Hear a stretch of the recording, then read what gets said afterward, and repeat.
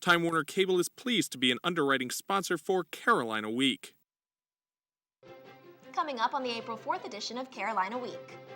Senator Richard Burr speaks with Carolina Week about helping North Carolina's high school students. I'm Brendan Anderson. Coming up, I'll show you what the city's doing to get rid of graffiti like this. In sports, we'll take a look at the historic career of UNC's all-time leading scorer in women's basketball. Weathercaster Johnny O is here with your Carolina Week 4-day forecast. All that and a look at some of the best cheerleaders in the country. Carolina Week starts right now.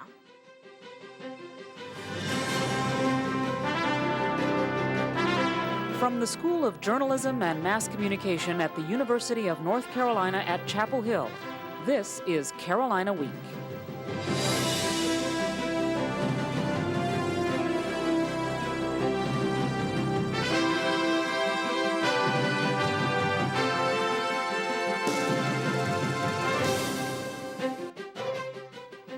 Hello and welcome to the Wednesday edition of Carolina Week. I'm Alex Villarreal. And I'm Adam Rue. We begin tonight with the changing of the guard in the Student Body President office. The university's newest SVP, Eve Carson, has some big shoes to fill after the highly praised term of her predecessor, James Allred. Carolina Week's Will Hallman was there for Carson's inauguration. I, Eve Carson, do affirm that I will preserve, protect, and defend. Eve Carson took over on the heels of one of Carolina's most successful administrations in recent history. The inauguration in the Great Hall also served to swear in her staff for next year, as well as senior class officers. There were a lot of happy welcomes, but also some sad goodbyes. Meg Peterson spoke about outgoing senior class Vice President Eric Schmidt.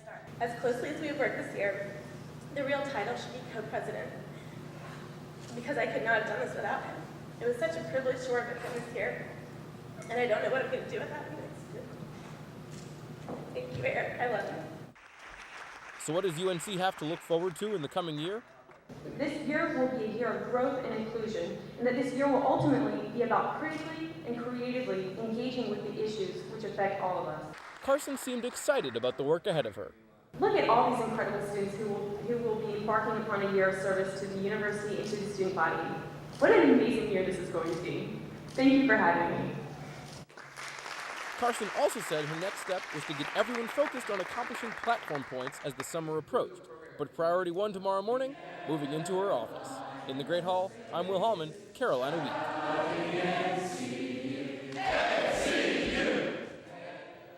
Carson is only the fourth woman to hold the position of student body president at UNC. From local politics to national politics, we continue our ongoing Carolina at the Capitol series. Senator Richard Burr sat down with reporter Carla Babb to tell us what he's working on. Carla joins us now live in the studio. Carla? Adam, the senator is back at work on Capitol Hill, and this time he has his eyes set on the North Carolina high school system. Senator Burr wants to improve education in America. Today, the national high school dropout rate is 30%, but according to the Congressional Research Service, 88% of students who drop out of high school have passing grades and are not academically behind. Well, I think most of the time we believe that children just give up because academically they fall so far behind. And the truth is that most of them are very gifted and they're not academically behind. They just don't see the light at the end of the tunnel that many kids do. These are students who could fill advanced manufacturing positions as new jobs open in North Carolina. Burr says work needed for these jobs. It takes a different skill level and it takes a different education level. Without a high school diploma, it's hard for me to believe that our children will be able to compete for a job in the 21st century. But Burr says even a high school diploma isn't enough for North Carolina workers. Today, a person with a high school diploma makes about $500,000 during his or her lifetime, while a person with a college degree makes about $2.5 million. Well, I hope that when you match that with the creation of jobs like we see in North Carolina, that you begin to explain to kids in a real rational way that an extra 2-year investment or an extra 4-year investment converts to really a higher quality of life for them. Burr says with companies like Honda opening new plants in North Carolina soon, students need to be ready to fill these high-tech positions. Carla, what's his plan for addressing the dropout rate? He wants to create programs so students and parents will know more about college funding. That will give teens more incentive to stay in school. He also wants counselors to do a better job of letting students know which courses they need to get into college. Carla Babb reporting live in the studio. Thanks, Carla. We've all been told to call 911 in case of an emergency, but now a reverse 911 system might notify you. The Hillsborough system calls residents to inform them of emergencies and leaves messages on answering machines and voicemails. The system contains addresses of residents in case an advisory must go out to people in a specific area. Not everyone in the area is included in the system, however. To find out if you are, visit our website, www.carolinaweek.org. You might not need to call 911 for it, but graffiti on Chapel Hill buildings is becoming an increasingly large problem, and the city is starting to take action. Reporter Brendan Anderson has that story. These graffiti tags are more than just paint on the wall to business owner Jamil Kadura, especially since police have identified some as gang markings. Sometimes it makes you really nervous when you leave a little late coming to your car. There's been an increase in graffiti like this in the past few months, and the city is trying to fight it. If we get a phone call in the morning about a small incident, we'll probably try and get that the same day. Many days this sign, LBU, is the one getting cleaned up. Public Works Superintendent Bill Terry says these signs are part of a cycle. We see sort of a pattern of increased activity, and then they seem to lose interest and it'll go down. But Kadura says he's worried the graffiti levels may continue to rise. Now it's kind of make you a little wonder, okay, you know, what's going to happen 5 years from now around here. City officials are seeing lots of tags like these just show up overnight. They're found mostly in alleys off the street and behind restaurants like this one. Public Works is taking an aggressive stance to get rid of the graffiti. We just feel like getting on it quickly is the best course of action. Kadura agrees with the city's quick cleanup strategy. They need to take care of it and get it as soon as they can, so that will give a statement, send a statement to these people that, okay, we don't want you here, we don't want this on our walls. For now, he just hopes people will stop painting graffiti on his wall. In Chapel Hill, I'm Brendan Anderson, Carolina Week. Public Works spent $24,000 cleaning up graffiti last year. Terry says that money could have been better spent on other projects. Well, eating the right foods is good for you. And it could be good for the earth as well. I'm Laura Rincon in Lenore Dining Hall. How can you protect the environment just by buying certain foods? I'll show you coming up.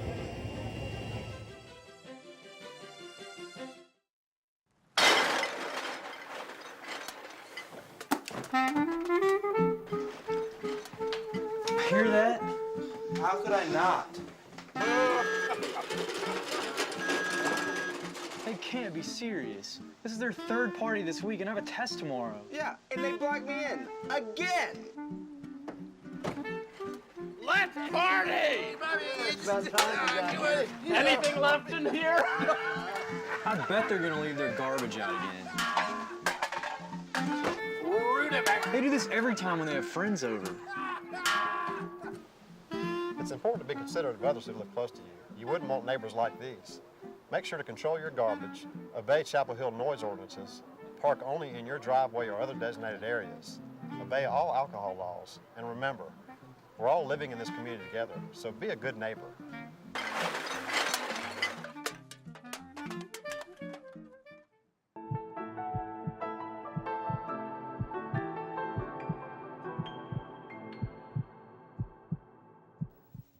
As more people are talking about going green, the organic food movement is becoming a growing phenomenon. And as Laura Rincon shows us, going organic is more than a healthy lifestyle. Organic food is more popular than ever. Big businesses are now marketing natural lines, and Burger King recently announced it's going to start using humanely raised eggs and pork. Brad Horn has worked on 3 organic farms and always tries to consider future generations when purchasing food. What's his take on the trend? Because it is so popular right now for people to have awareness of some of these issues, there's a lot of money to be made. So there's a lot of incentive for people to sell food with the word organic on the label. In a town such as Carrboro, it's easy to eat organic. You can dine at Acme and buy your groceries at Weaver Street. But if you're a student at UNC, Carolina Dining Services might not provide these same options. It turns out that most of the fruit is purchased locally when it's in season, and 70 to 80% of the dairy products are purchased from farms in North Carolina and Virginia. Local is great, but how about organic? Director of Auxiliary Services Mike Freeman says it's just too expensive. For a meal plan, it would be a significantly cost increase if I went strictly organic. Freeman says this would raise costs by about 20%. And although buying local is a start, Horn thinks it's about priorities. The priorities of the school were to, fund and purchase local, organic, some sort of ethically created food. I have no doubt in my mind it would be able to do so. So why be environmentally and socially conscious about food? Society as a whole can go on not prioritizing the planet on which we live, but there are going to be serious problems for that. There will be consequences. In Chapel Hill, I'm Laura Rincon for Carolina Week. To find out how you can help protect the environment and the rights of all workers, visit our website at carolinaweek.org. Remember when you could pick up your milk fresh from the local dairy? Reporter Sarah Huffman says you still can. Along Dairyland Road, houses dissolve into rolling pastures dotted with livestock. This is the home of Mapleview Dairy, a tradition based on 5 generations. Bob Nutter is the son of the original Mapleview founder, who began his milking business in Maine. Nutter owned his first cow when he was 6 years old and is dedicated to the satisfaction of the consumer. And it gives you kind of a feeling if you're up on a cold morning milking cows that some kid is they're gonna like that milk that you get for them. The milk is only sold within a 50-mile radius, but those 50 miles keep asking for more. I think it is. I think the community are giving us a lot of support in our local products, because if they didn't, they would be buying them. As a local product, Mapleview milk has become a part of the community. But you don't have to come all the way here to the barn to get your fresh milk. You can get it right at your local grocery store. Like here at Weaver Street Market. Weaver Street is a strong supporter of local products, including Mapleview milk and Mapleview ice cream. Kat Molesky, who works with public relations for Weaver Street, is extremely complimentary of the Mapleview family. The product that they produce is incredible. They watch over the quality from the beginning to the end. The milk is just fabulous and the ice cream is great. The cows don't have a lot to say. They let the milk speak for itself. In Hillsboro, I'm Sarah Huffman, Carolina Week. To find out all the places you can get Mapleview products, visit our website at carolinaweek.org. One person's junk is becoming another person's way to improve the environment. Behind a narrow alley off Rosemary Street, you can find used books and new bikes. The Carolina Blue Bikes are part of a program operated by the group Students United for a Responsible Global Environment, or SURGE.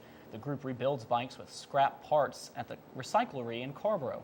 For $10 a year, you can rent bikes from the Skylight Exchange or 3 Cups Coffee House to use as an alternative to cars. Surge hopes its bike program will help put the brakes on carbon emissions. This spring, a free health clinic in Carborough begins its 40th year serving local residents.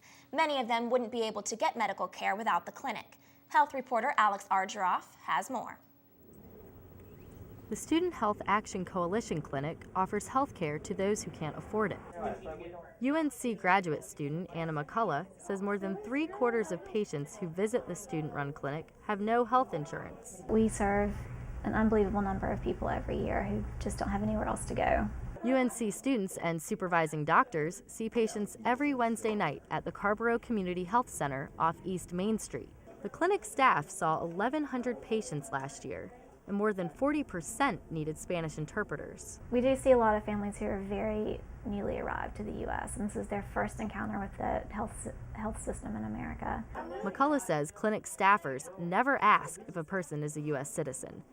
She believes, however, some patients are illegal immigrants. Second-year medical student Laura Boschini has volunteered as a Spanish interpreter and healthcare provider for the past 3 years. There's a lot of really great people that volunteer in all capacities, and you get to spend time with people from other schools of health sciences. Pharmacy and medical students work with doctors to prescribe medications. Here at Sutton's drugstore, patients come to get their prescriptions filled. Sutton's bills the clinic directly, costing the patients nothing. Donations make this all possible. In Chapel Hill, I'm Alex Argeroff, Carolina Week. To find out more about the free clinic, visit our website at www.carolinaweek.org. And now we're joined by weathercaster Jonathan O. Howdy.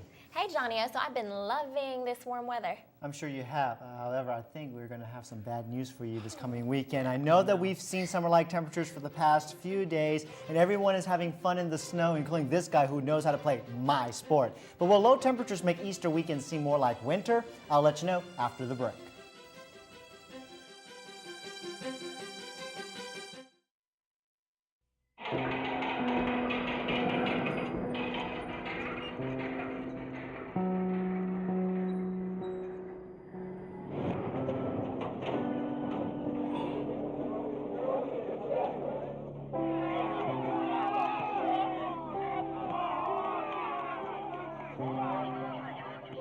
Go to jail for a gun crime, and your family serves a sentence with you.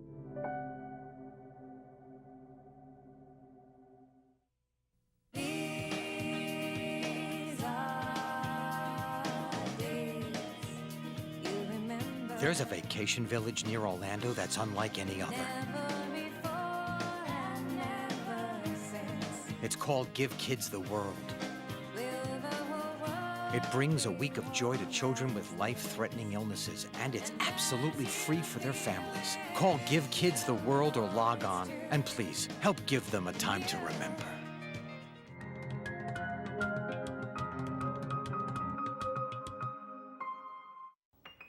Hello and welcome back to Carolina Week Weather. I'm Jonathan O. Hope you're having a wonderful Wednesday. Let's take a look at your weather headlines. And first of all, I have some bad news for you. Today was the final warm day, and that's because temperatures will be crashing by tomorrow. In fact, tonight, temperatures are going to be crashing, and we might even see near freezing temperatures as we approach this weekend. All the details coming up in just a bit. But first of all, let me introduce you to our new NexRad StormView Doppler system. And I like to tell Brandon Curry, our sports anchor, he doesn't get to play with these kind of gadgets and gizmos, but we get to. And just to tell you what the advantage of this system is, it's connected to the National Weather Service. We get 3 to 5 minute updates so we can pinpoint to specific counties where storms are located. Right now, there's not really much going on in terms of rain and thunderstorms. A few showers off the coast of the Carolinas. If we zoom into Orange and Durham County, notice that some false echoes right now, really pretty much clear conditions in terms of rain. And we did see some rain to the west of us. Why did that happen? Well, if we take a bigger picture and a wider perspective, notice that there are some showers located way off the coast of the Carolinas, and the reason is because we have a cold front draped way over here all the way back to Alabama, and this is pushing toward the east, and we're going to see Carolina blue skies behind this front. In fact, when we look at future view, this storm system will push off toward the eastern coast, and behind it, Carolina blue skies. But our next weather maker is actually that front, because behind it, really cold air moves into the area. Clear conditions with a few passing clouds, but temperatures are going to crash about 20 to 30 degrees for this coming Easter weekend. Speaking of Easter weekend, if you're headed to the sunrise services this coming Sunday, sunrise is at 6:52 in the morning, and guess what? Temperatures around 28 degrees as you wake up, as you head outside. It will be sunny in terms of the cloud conditions. There won't be much clouds in the sky, but it's going to be a very chilly condition. So make sure that you keep your winter gear with you because you're going to need it for the rest of this week. I'm sorry, I wish I could give you a better answer than that, but that's the conditions that we'll be expecting. For tonight, notice lows into the 30s. We haven't seen this for a while under a waning gibbous moon in the entire triangle area. Tomorrow, our highs will be in the 50s, may hit 60 if you're over at Duke. 58 degrees over at NC State. These used to be overnight lows. Now is our daytime highs. A big difference is coming our way. In the next 4 days, things aren't going to change very much either. We're going to see 50s for the entire rest of the week. Sunny conditions with a few passing clouds throughout the rest of the week. Notice the low temperatures will be slowly dropping below freezing. You're not going to get much of a relief if you head to the mountains because, look, daytime highs, mid-40s under sunny conditions. And if you head to the beach, again, not the grays in terms of conditions because temperatures, again, hovering around 50 degrees. Lows will be hovering in the freezing point. So really, here's my advice. I'm sorry I couldn't give you any better advice, but enjoy your Easter weekend, but keep the jacket with you and the gloves with you because it's going to be chilly. Johnny, I don't know if we're going to invite you back after that forecast. I'm sorry. Don't shoot the messenger, I'm sorry. Good riddance, I say. Oh, fine, okay. Well, and now we're joined by Brandon Curry. Brandon, the warm weather that we used to have made me all excited about baseball season, but I guess they're still going to play even though it's going to feel like wintertime. It's been some great days at the Bosch. Yeah. It's still going to be great. Great games. We're ranked number 2 after all. Coming up in sports, we'll take you out to the baseball field, and even if the sprinklers come on during Carolina's baseball game against UNC Wilmington, not much could dampen their defense.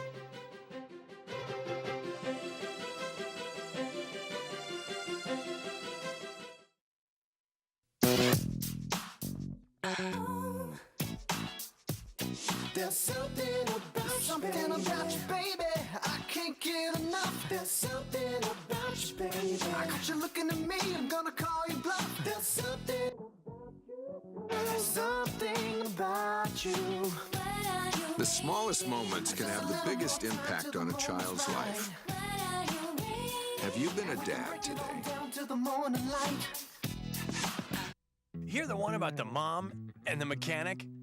They made a big splash running a car wash. See, the local PTA, an auto body shop, and their community coalition organized car washes, raising money to expand after-school programs.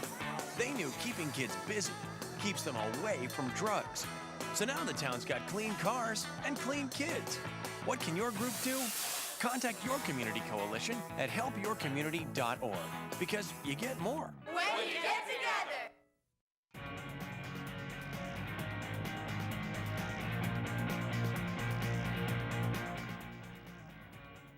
Welcome to Carolina Week Sports. I'm Brandon Curry, and I don't need any weather gizmos or gadgets. I'm Brandon Curry.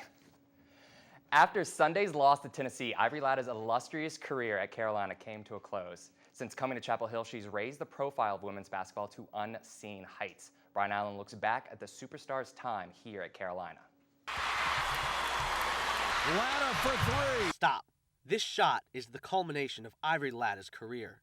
Make it, and the season might continue. Miss it, and go home. This shot is what Ivory Latta has demanded since she first set foot on campus 4 years ago.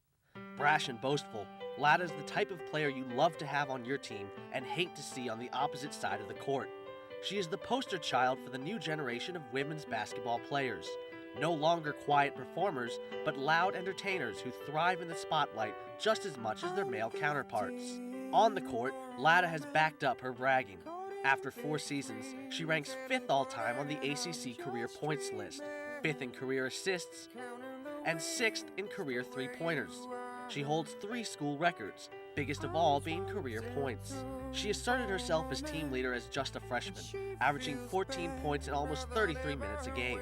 As a sophomore, she led Carolina to its first ACC title since 1998, a title Latta and the Heels would retain over the next 2 seasons.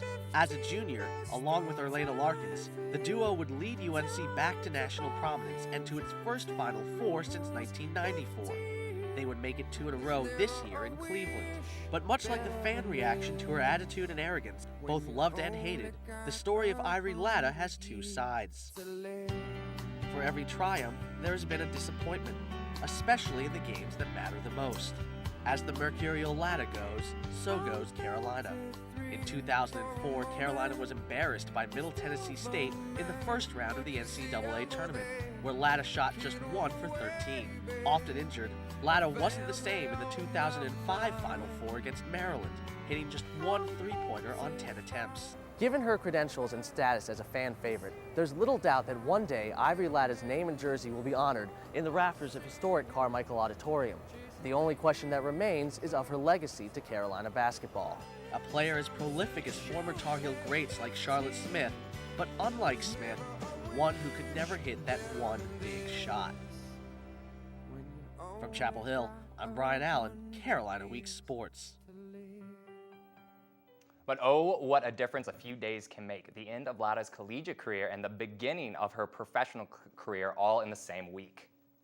With the 11th pick in the 2007 WNBA draft, the Detroit Shock select Ivory Latta from the University of North Carolina.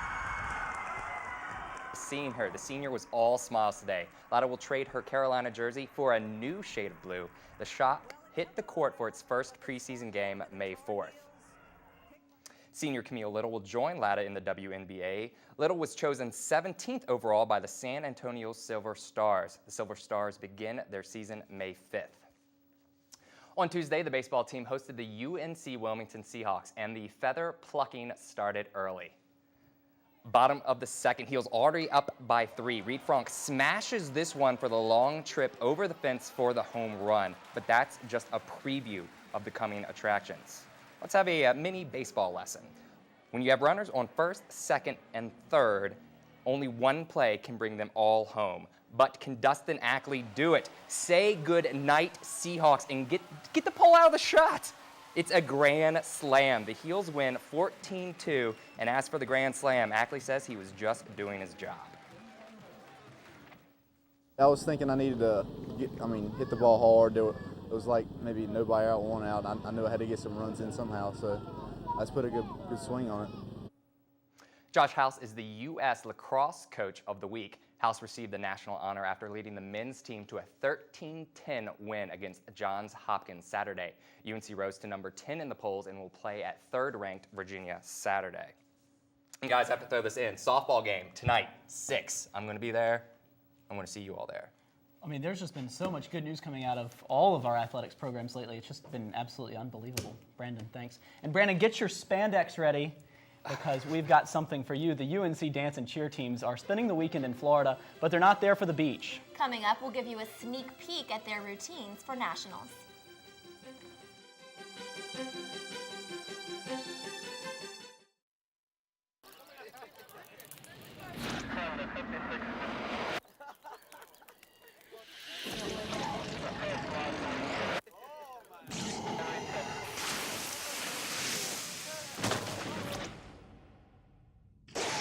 Each year, thousands are senselessly killed by people with no criminal record at all.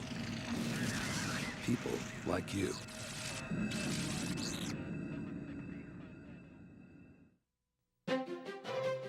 If you have a story idea, contact Carolina Week at 843-8292. You can also visit us online at carolinaweek.org.